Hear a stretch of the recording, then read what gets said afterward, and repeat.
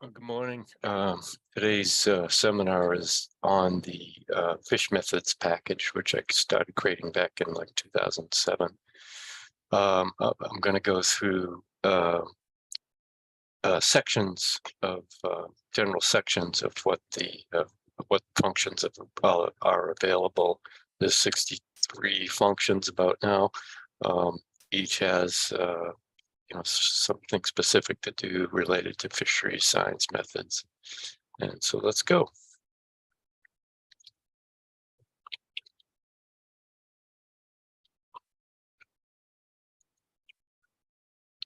So the fish methods package have been used in a lot of papers, which I'm kind of proud of.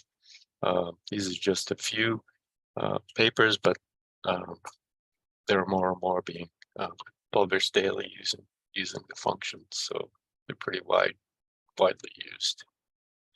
So the first section I'm going to go over is age information.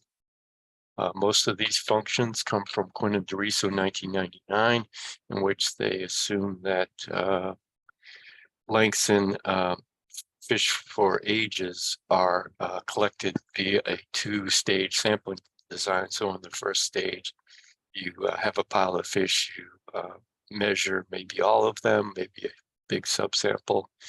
And then from those lengths, you then choose individuals for aging. And so there are four functions here, ALK, ALK prop, ALKD, and ALKSS. Again, these all come from Quinn and DeRiso's book. ALK just creates age length key that is needed in the remaining functions. ALK prop calculates proportions at age and gives standard errors and CVs, as you can see in the table below. ALKD is a way of examining sample size determination for collecting, basically determining the sample size that you would need for this measure of precision, which is this ALK, this D function. And essentially it's like a combined function. So you're looking at, you're giving the function, the sample size of lengths you'll be collecting, and then the subsample of ages you'll be collecting, and you can either choose fixed or proportional sampling, and it'll give you something like this graph down below, but also a table where it looks at the sample sizes here for ages, and based on this function you can determine what the precision here, what level of sample size you want for this given overall precision. And then ALKSS determines sample sizes, looks at it based on age classes, which is shown here, right? Another function that's under age information is this function called SLCA. Back in the 80s, John Shepard from a Lowestoft lab developed this cohort slicing method in which you present at least two seasonal length distributions that can be split up, will then be split up into numbers at age based on analysis and using this function. In this function, there are two categories. One, explore, and this finds the best fertilizing parameters that can describe the length distributions, seasonal length distributions. And once you have those numbers, then you have the evaluate stage, which you use those parameters and they calculate and split the length frequencies into age classes. So it's kind of handy if you don't have any age data. And this method has been reviewed in several papers in the past. Go to references. The next section is growth estimation. And first we'll start off with age-based functions, age-based data functions. And there are essentially three: the growth trans, VBRF, and then growth LRT and growth multi-fit. Well, there's five functions, and essentially 4 of them I used to fit growth curves, but also to test growth curves. And so let's go over each one of those. So the growth function fits Bob Bertalanffy, Gompertz, and logistic equations to length or weight data. You can specify what type of error structure you want, either assuming additive normal errors, but you can also assume multiplicative errors. This is good for when you may have heterogeneity or variances in the data. Once you fit, you can look at the residuals versus the fitted values. If you see a increasing trend in the distribution and spread of those residuals, that you know you have some heterogeneity, so that needs to be fixed. This provides all the estimates. Once you run it, provides all the estimates for the parameter estimates, but also produces residual graphs and plots of fits and stuff like that. We have a new function called EP_growth, and this is a model of Andrea Peralta, in which if you have collected age data based on a length stratified sampling design, essentially you're out of boat and you're filling in. You have a bunch of length bins you want to collect fish for, and you can take like 50 within the length bin. Well, if you don't correct for the total number of fish that were in that within each of the length bins, then the estimates coming from the Barnbert estimates will be biased, and so you need to correct for the total sample size for each bin. So this EPA growth allows you to do that. The growth LRT function is just a way of comparing and testing 2 or more growth curves for differences in parameters. We went over this in the back in December in the modeling growth seminar, so I won't go into too much detail here. So if you do find differences in parameters, and for some comparisons but not others, you can then go to this function called growth multifit and actually fit the appropriate model to your group data. So let's say you didn't find any differences in L infinities between 2 groups, but you did for Ks and T sub zeros. Well, you can specify that in this model where you fix L infinities to be the same and then just estimate the Ks and T sub zeros, and so this will give you that full equation. Another function is this growth trans function. This was by Chen et al. In 2003.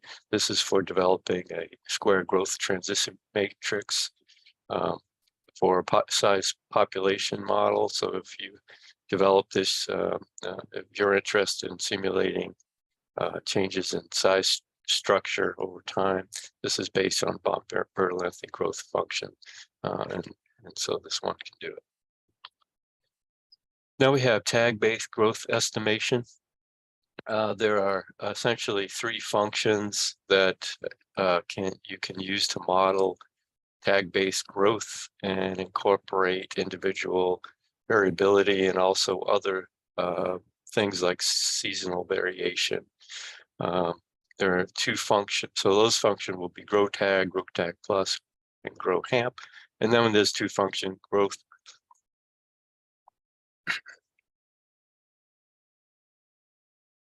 then we have growth resid, which just plots the residuals from your fitted tag models, and then growth trajectory, which just plots the growth trajectory for individuals using their tag data. So most of the growth tag functions models are based on the Fabens model, which looks like this. And what you need to have are the times of releases that you release a fish, the length at which you first release the fish, and then you need the recapture date, but also hopefully length measurements of those recaptured fish. And this kind of model can be used in the GrowTag Plus to model seasonal variation, measurement error, individual growth variability. And GrowTag is the function developed from Francis's 1988 paper, but in 2018, I think it was, Chris Francis asked to add this new function, which is similar to GrowTag. It's called GrowTag Plus, but it allows for a wider variety of growth models, but you also can use multiple tagging data sets, and the parameters are shared among those models and data sets. So that's pretty handy. GrowHamp is just another series of models that you can fit to the tags at large data. The favorite model, Kirkwood and Summers, with different types of errors like model error, release length measurement error, that kind of thing. So that's available. That was from Hampton's paper in 1990.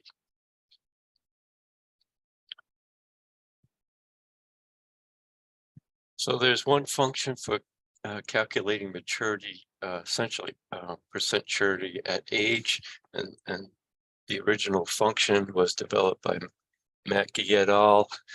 For shad, and the reason this was created is because you'd never see the immature fish being on the runs when these fish emigrate into the rivers.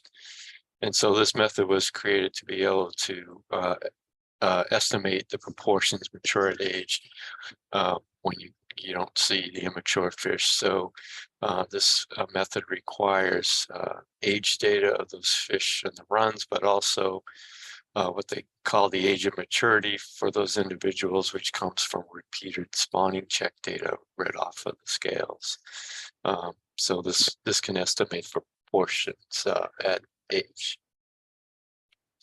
There's a stock recruitment function called SR, and I've modeled 14 different models with different errors, from the Ricker to Beverden Old Shepherd, the Doriso Schnudi, and then the Myers Satori model. And you can compare all these different models using AICs, give tables of like the evidence ratios for which models best fit the data. And these are only for fitting data externally to fitting external data, not within a stock assessment model. Okay, so there's a bunch of functions for calculating survival and mortality.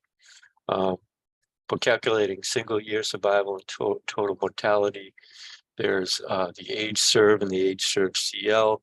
The age serve fits about 6 different models: the Chapman-Robson linear regression, the weighted linear regression Poisson model, the Heinke, and the random intercept model of Miller.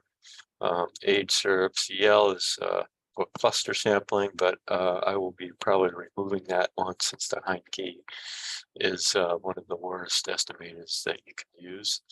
So essentially we're talking about catch curve analyses, and an age serve, you require age data and an indication of the fully recruited age. And there's a lot of assumptions with these methods, from the population is at steady state, implying recruitment is constant. The Z is constant across ages. Ages are equally vulnerable to sampling. There's no aging error, and fish are collected randomly with respect to age. And so there are 6 estimators, like I mentioned, in this function.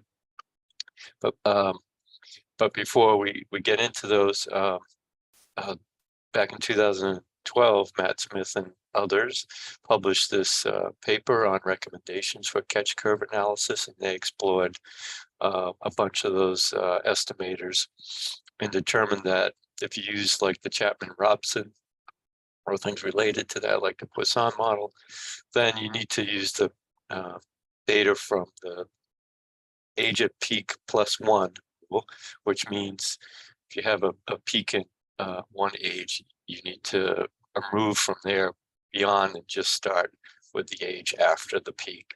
And then for the linear regression and the weighted linear regression, they suggest using peak age. However, they did find that the Chapman-Robson is the least biased estimator, and so you should be using that. But Miller in 2015 showed that the random intercept Poisson model is better than CIA because it is accounting for recruitment variation. However, as I mentioned earlier, it assumes that all the individuals collected were done randomly. However, that's not the way we collect fishes typically. Typically, if you're using gears, you're collecting fish in clusters, which means the individuals are not sampled randomly. So I was interested in the impact of this, but also we often collect fish from a multi-stage cluster sampling design, meaning that, you know, we first catch the fish in a trawl, we then subsample for lengths, and then from there we subsample for ages. So I wondered what the impact of that would be. And so this slide just shows the different estimators that are examined, and you can see that from up in the upper left there, the Chapman-Robson were pretty close in terms of the biases, and it showed the least bias across different levels of intra-cluster correlation. And then vertically, the different rows represent the different levels of recruitment variation. Surprisingly, the random intercept Poisson model of Miller was actually one of the worst if there's any type of subsampling and any type of intra-cluster correlation among the data. So the recommendation is to either use the Chapman-Robson or Poisson models because these are, again, the least biased. And here's all the reference papers. So the single year survival and total mortality for length-based information, there are two functions, the BHEQ, which is the Beveridge-Holt equilibrium estimator of total mortality, and you need length data, you need von Bert growth parameters, and then you need a measure of length at first capture. And then there's the non-equilibrium Beveridge-Holt estimator using the same information, but this assumes a non-equilibrium situation. This was developed by Todd Gadamke and John Honig. And below you can see this graph. This function allows you to estimate Z for different time periods, the non-equilibrium situation. So you can specify, you know, how many periods you want to look. It'll find where it makes the cutoff, and then it'll estimate the Z's for those two different periods, and it uses essentially average size as the data set. For tag-based data, we have one function called mortal. It estimates Z, natural mortality, and fishing mortality using the times at large data. And then basically for two papers that were included in this. So you need times at large. It's only estimating survival for harvested fish. You cannot include fish that were captured, recaptured, and then re-released. So it's only for harvested fish. For the multi-year survival mortality, we have several tag-based methods. The first method, there's two functions. One, if these are the instantaneous rates model, IRM, instantaneous rates of essentially Honig and Zhang. And in the first function, IRMH, you're estimating fishing and natural mortality from harvested fish tag returns only. You do require a matrix of those tag returns. You need an estimate of reporting rate and an estimate of tag loss. In IRMCR, you actually have two matrices, one for the recaptures of harvested fish and one for the recapture of tagged fish but were released with the tags cut off. And you need reporting rate for each and tag loss. And you can estimate natural mortality and fishing mortality from these models.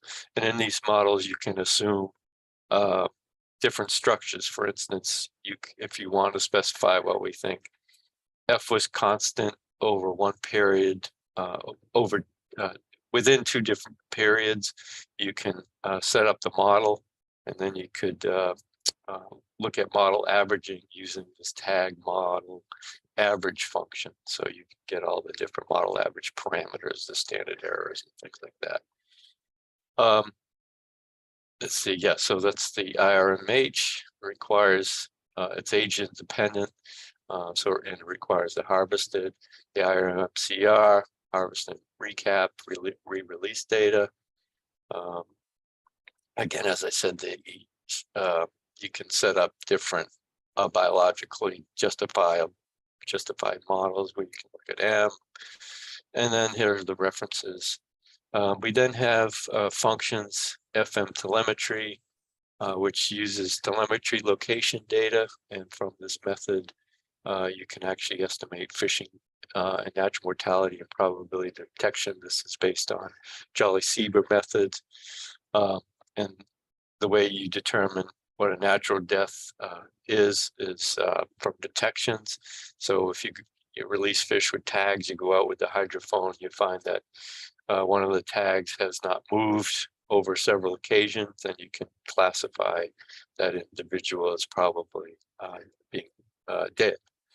And so looking at different, a different number of basically sampling occasions where you're looking for the fish, you can create for each individual a life history or capture history series, and it's this information that's used in F telemetry to estimate F, M, and then the probability of what did I say? Capture,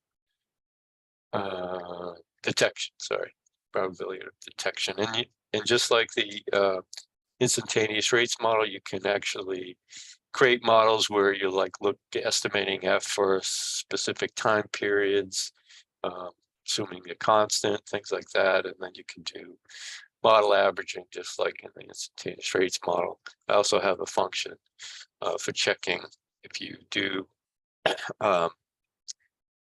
set up models where you want to compare with, like I said, different structures. Then this FM check design helps you to make sure that this submodel is set up properly. And here's some references for those. I do have a function for calculating natural mortality based on life history and variant methods that are out there. There's 13 within this function. The function is called m.empirical, and you estimate M based on different body parameters or growth parameters, things like that. And so these are available. This function's available for that. But I wanted to point out that recently Jason Cope and Owen Hamill published this paper, which has a link to a Shiny app, the link being below, that allows you to actually apply a lot of the methods within my empirical function. They include a bunch of others. Excuse me. So they include a bunch of other functions, and in this Shiny app, you're able to examine all the different estimators and come up with prior distributions that you could use in a model. You can model different shapes of the distribution. It's actually pretty interesting. You should go check it out. And then recently,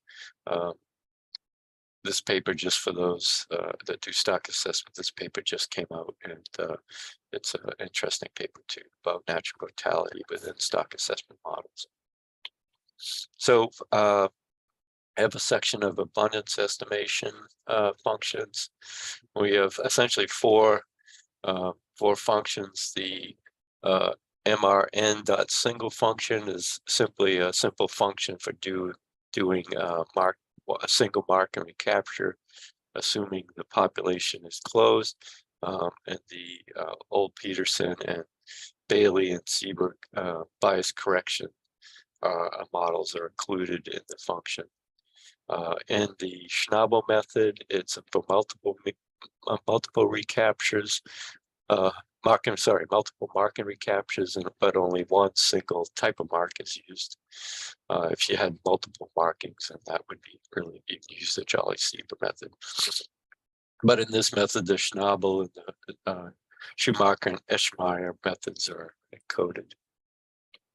And then there's a depletion function called deplete, and it assumes the methods assume a closed population. And in these depletion methods,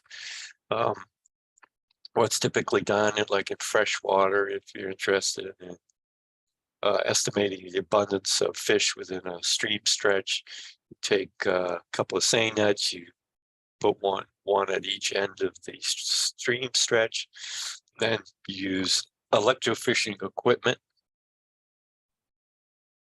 Use electrofishing equipment and do multiple passes to remove fish from the stretch. You're not going to remove every single one, but once you have a number of passes, you can use that information. And like the example below, and this is the Leslie Delury method anyway, you can estimate the slope and then project where the starting population had to be given the pattern in the data. So in this deplete function, there are methods for assuming constant effort, and then there are variable effort models. So there's for the variable effort model, there's there's about 6 or 7 different models you can use, and then the constant effort is just a general removal method of Otis. We also have a function for a time series depletion model, which is the based on the Colley and Sissewine Ket survey analysis model. Excuse me. It assumes an open population, so you have to provide estimate of natural mortality, and you estimate recruitment and the abundance within this function. So you have to provide catch. You need indices of recruits for recruits and for post recruits, estimate of natural mortality, some other things that you have to input, and you can get something like this where you have the predicted versus the observed values for recruits and post recruits. Then you get estimates of stock numbers, fishing mortality, that kind of thing. So that's available. And here are some references for all those models, closed population reference models and the open population models. And then we have a section which I call the analysis of relative abundance trends.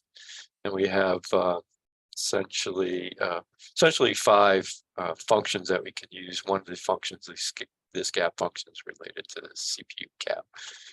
So in the PW pot function, this is a way of just fitting this simple population model to the data, but in this function, you can fit the model to over different periods. Like in this example, this is the trajectory of river herring in the Monument River here over time. And essentially with 3 periods, you see this 3 periods, this variable but increasing period of abundance, this big drop, and then slowly increase in abundance again. So in this function, you can specify, hey, I want 3 periods, give the beginning periods close to where you think it is. The model will actually estimate where the period cutoffs are. And then all the models are fitted to each section, and then they're fitted by piecewise regression. So they are all connected. The intercepts are all connected to one another. So you can get an estimate of, the net reproductive rate, whether it's increasing by X percent per year, that kind of thing. So there's the deltdist function, which actually fits the delta mean and variance to catch data that have a large number of zeros and large values, skewed values, like in this example here. This was put out by Mike Pennington in 1983. So it separates out the non-zero values from the zero values, and it assumes it essentially transforms the non-zero values into a log normal distribution, and then calculates the means and variances from those. There's another method for dealing with large catches, unusually large catches in trawl survey data. So let's say, going back to this picture, let's say this is the distribution, but then you get extremely large catch, like let's say out to 200 fish that will really, once you transform it, the whole distribution is will not truly be log normal. So that can bias the estimators. So what this guy Kaplan did in the 90s was to develop this method based on order statistics, in which you kind of downweight that very large non-zero value to expected value, the expected value being what would be expected based on the order of the values. That's a new section of statistics I haven't really studied.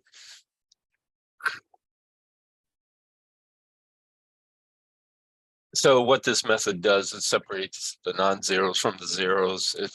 You downweight the large observation, calculate the mean, and then the index then is just the positive toes, proportion of positive toes multiplied with that positive mean to get the new total CPU index.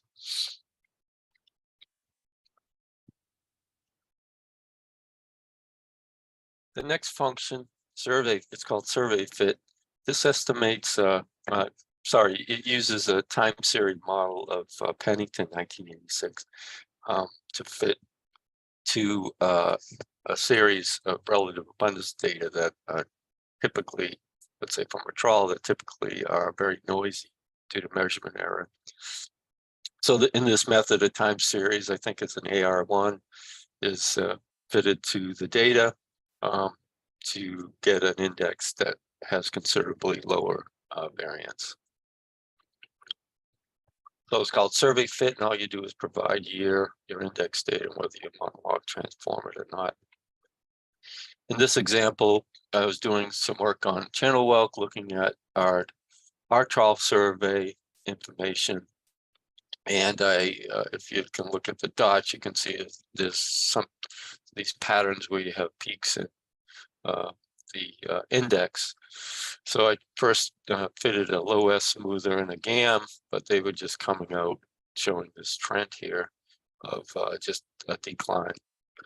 And it was the Pennington method that I finally used, that since it's an AR1 process, it picks up these peaks here. And if you look at the residuals, it's a much better fitting model. So this is an interesting function. If you have very noisy data, it picks up a lot more, I think, than the at least the patterns than the low S and the GAMS. With some references. And then we have the power trend analysis program. This is a function for doing power analysis for on some type of estimator like abundance. If you have like CPV or something, you can even do it on other metrics like let's say mean gonatosomatic index. And in this method, you need to measure precision, standard error, and essentially the method will project forward for different levels of increase or decrease, and determine based on the original precision of the estimates, what decline in abundance or increase would you be able to detect with a large power, let's say at 0.8. So you require, so this is just explains the power trend. You specify how you think the population increases or decreases. You have a linear trend, exponential trend. You provide one here is you provide the initial estimate, their proportional standard error, which I'm calling, and that's what Erdet in this paper is called CVs. And then you have to pick how you think the changes in the PSEs change with abundance, and how many years you want to project, and then provide like the alpha level, whether it's a 1 or 2 tailed test, etc. So you can get graphs like this, which shows for over different years what percent change you can detect based on, you know, a certain level of power that you want. So in the upper left graph, this example, if we say we want a power of 0.8, we want to see what percent change we can detect over 3 years. We move out here, go down. It says we could only detect about a change of 80% change, decline in this case. Excuse me. So if we went to wanted to look at, you know, what percent change could we detect over 4 or 5 or even 6 years, we can do the same thing. 0.8 go over, and we could say, you know, we could detect a 40% change over 4 years, etc. So you can get charts and tables like this to help you decide what you would need to do. Some references. Okay, there's a couple of functions for data limited methods, and data limited methods are methods in which you normally just have catch data. There are 2 primary functions that catch MSY and the DBSRA. Catch MSY uses a simple Schaefer production model, and since R and K are known, you can in this method you get estimates from the literature with and decide on upper and lower bounds. And essentially what you're going to do is be sampling from a distribution, and given some values, you normally it's assumed that the first year of the trajectory is at K, and then you need a value of where you think the most current values lie as a relative to that K. And from resampling from these parameters, this is the function, you get, like on the left, the trajectories, acceptable trajectories that are within the parameters that you specified, particularly for the relative, current biomass relative to K. And those, it would pick those values, and then you can look at the distributions of like the K, the R, and from, since it's a surplus production, you can get MSY from K and R. So you can come up with MSY and its distribution like here for link cod. This was in the original paper, and this is just showing, if you look at the paper, it shows exactly the same thing. The MSY and the bounds around it. And then the second one is DBSRA. It uses a delayed difference production model. You actually have to provide distributions for ratios of the relative depletion level at the reference year. MSY, FMSY over M, BMSY over K, and these are typically done from literature, and a couple of these papers provide ranges that you could use for life history of a particular species. Yeah, so there's a lot of things you can do. You can decide on what kind of distribution the parameters come from, etc. And just like the catch MSY, you get results of looking at, what trajectories fit to the specifications that you made, et cetera, et cetera. So, and those are the references for those two functions. Okay, reference points. There are, 7 or so, seven functions for calculating reference points. The first is yield per recruit analysis. This follows the Gabriel et al. 1999 equations, and you need ages, weights at age, natural mortality at age, partial recruitment vectors, etc., to do yield per recruit. Yes, and this is a function you can provide, indicate whether something's a plus group, etc. And it provides, the typical yield per recruit with, and it generates the F.01 and F max values they can use as reference points. The spawning biomass per recruit, it uses the equations again of Gabriel et al. Kind of need to provide the same stuff. You can specify the percent of maximum spawning potential that you want, and it'll provide the F at that level. And this function provides tables and graphs that look like this, where you have the SPR versus the fishing mortality on the left, and then the as expressed as a percent of the maximum SPR, and gives you the once you specify what percent SPR you want as the reference point, it then provides the F associated with that. And then there's a function, egg per recruit analysis is exactly the same thing as the SS, the spawning stock biomass per recruit, except you provide mean fecundity at age, or I think also I provide a way of putting in a function like a linear model that relates fecundity to age.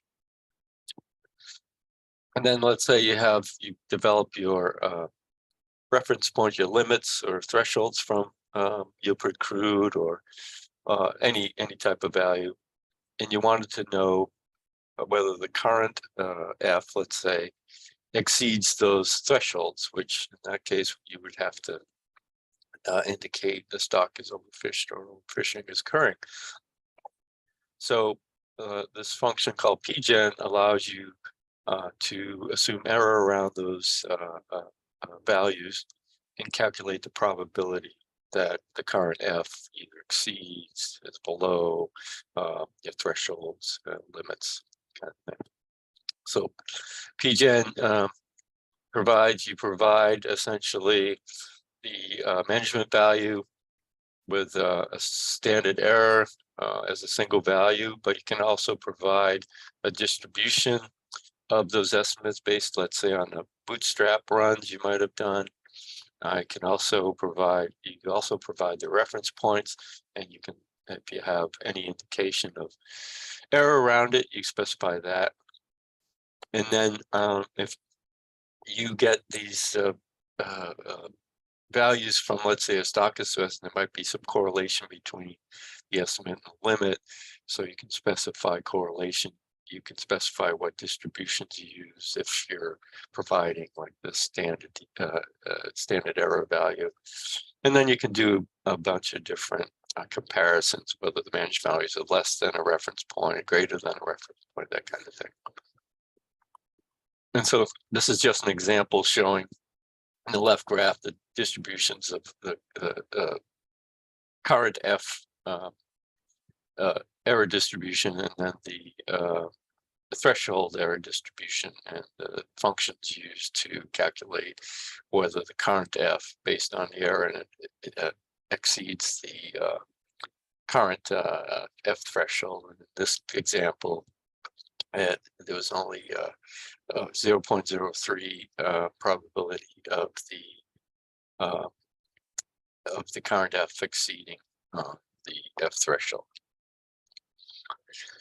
And the last reference point is related to the survey fit function that I showed earlier. Helser and Hayes showed that if you develop the method using trawl survey data, you can develop a reference point from, let's say, a particular time, like in this case, a 1975 period, that around there. You specify a reference point level, so maybe a mean across several years during the 70s, and you want to make sure you never go down below that again. So this method allows you to specify reference period and then generates the probability that the current values of catch per unit effort, let's say, exceed or go below that reference period, the reference period values. So,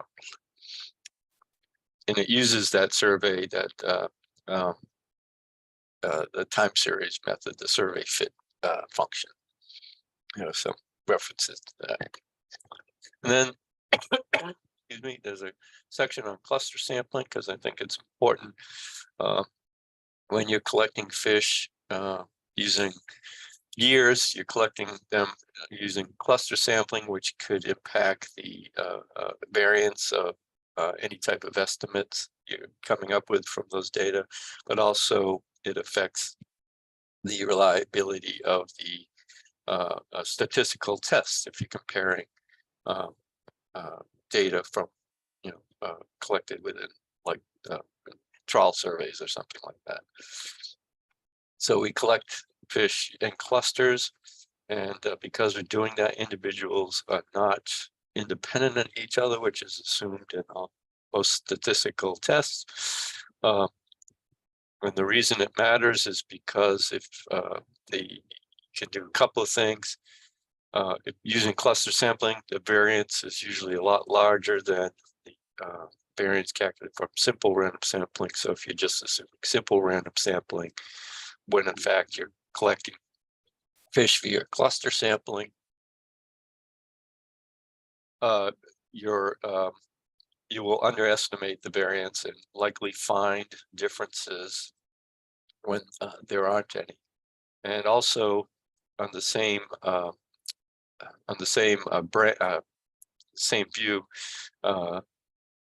one of the issues, since the fish are collected in clusters, they're not independent of each other, then the degrees of freedom are not the number of fish that you catch. There's something less than that. So if you assume the degrees of freedom are based on assuming individuals are collected at random, then you're actually overestimating the degrees of freedom, which impacts the test statistics too, when what you say is significant or not. So you need to correct for cluster sampling.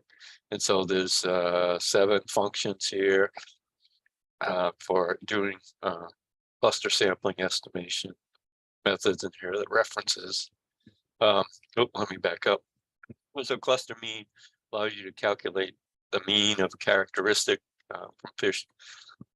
You collect it via cluster sampling, gives you the effective sample size, which is the something less than the number of fish you collected. Let's see, variances, things like that. Cluster.row allows you to calculate what's called the intra-cluster correlation for a single group. So if you want to determine whether you actually have cluster sampling or not, you can calculate in this function, you can calculate the cluster intra-cluster correlation and then test whether it's different from 0 or not. And if it's not different from 0, then you can probably proceed using standard statistical tests and that stuff. There is another function called cluster.row.g, and this is for calculating the intra-cluster correlation for 2 or more groups. And that information is to determine whether there is a common intra-cluster correlation among the groups, which you will need for the following function, which is the clus.t test.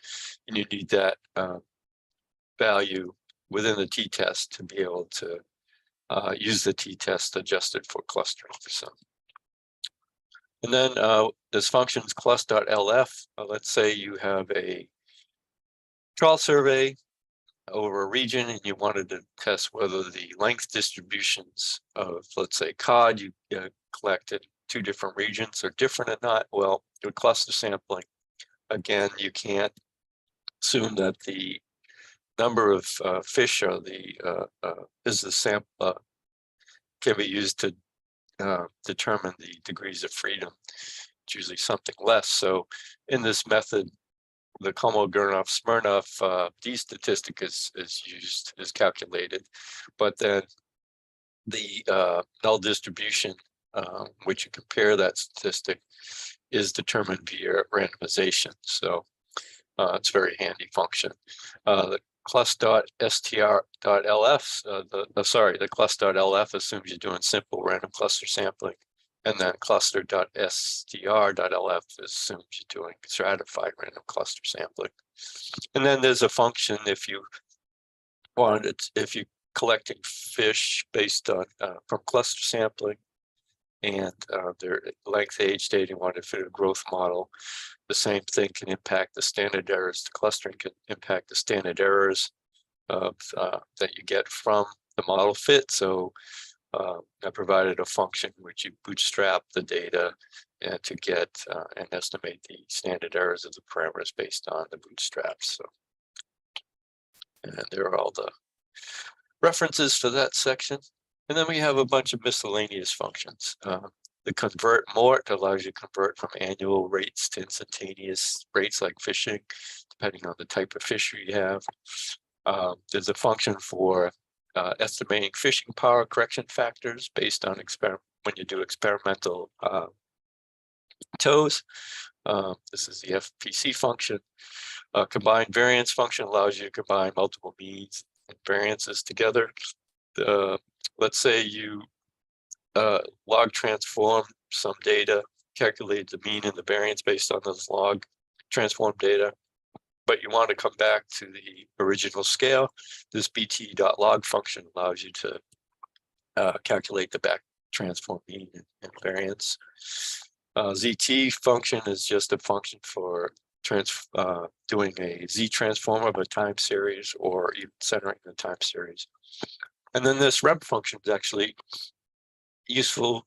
Let's say you have data that you want to use in a simulation, and you want to sample from the data, but the data do not take on a standard statistical distribution.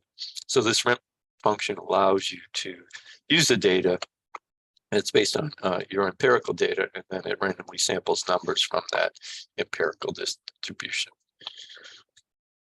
Excuse me. The life table function, which is doing standard life table calculations from these are models used a long time ago in ecology, and you can use this function to calculate things like the abundance and the mortality during particular life stages, that kind of thing.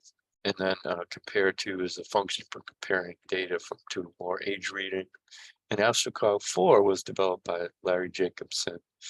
And this function allows you to calculate the solar zenith, the azimuth and declination angle, time at sunrise, local noon, sunset day length, and photosynthetically available radiation anywhere on the Earth. They did this when they were studying the vertical migration of squid. They needed all of the information, so that's available. So, and coming soon, we have a couple of functions, as I mentioned in December's growth modeling. This growth LRT plus will be able to you will be able to test for heterogeneity and difference of within group variances. So stay tuned. That's it.